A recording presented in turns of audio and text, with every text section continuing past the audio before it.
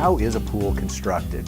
Now, this example here is showing a cross-section of what's called a bond beam. Now, what is a bond beam of a swimming pool?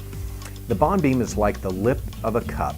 If you notice the top rim or edge of a cup, even a styrofoam cup, it has a larger section to it. If you were to cut that away, that cup would be you wouldn't be able to grab it because it would just be all gooey. So basically, the way that we construct a swimming pool is this is the structural reinforcement or the footing, but rather than a footing being on the bottom, it's at the top.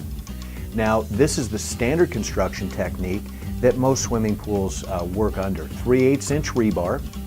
There's 4 of them in the bond beam itself with a 3/8 inch rebar coming up the side of the swimming pool.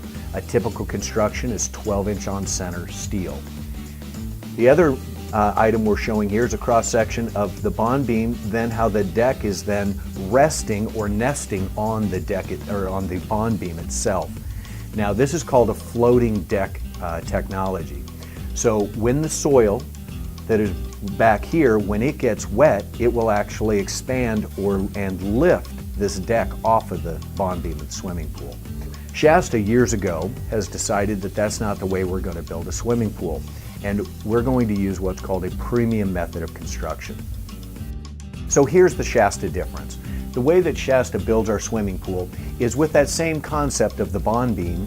However, rather than 3/8 inch rebar, we use 1/2 inch rebar in the bond beam itself with the 3/8 inch rebar, 12-inch on center, 6-inch on center in any stress and cove areas. But we also take it a step further than just the bond beam.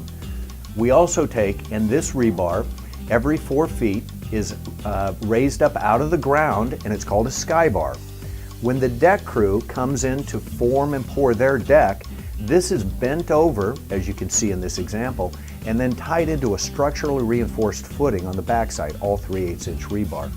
Now, what this does is this locks the deck into the bond beam of the swimming pool, preventing that heaving concept in that earlier picture that we looked at.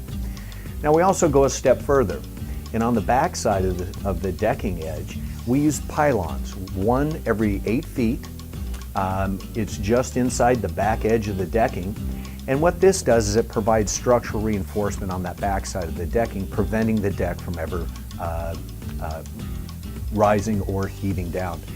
Now, it also does another thing. As we talked about that expansive soil, when we are in expansive soil areas, and we'll use as an example a moderate, we would do a turn down or a footing in the backside even further in this example.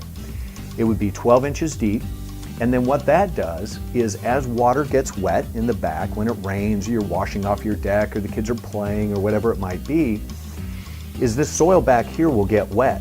However, it won't travel all the way down and then come back up underneath the decking, causing that decking to heave or lift. Now, that's exactly the opposite in a standard construction technique of nesting the deck.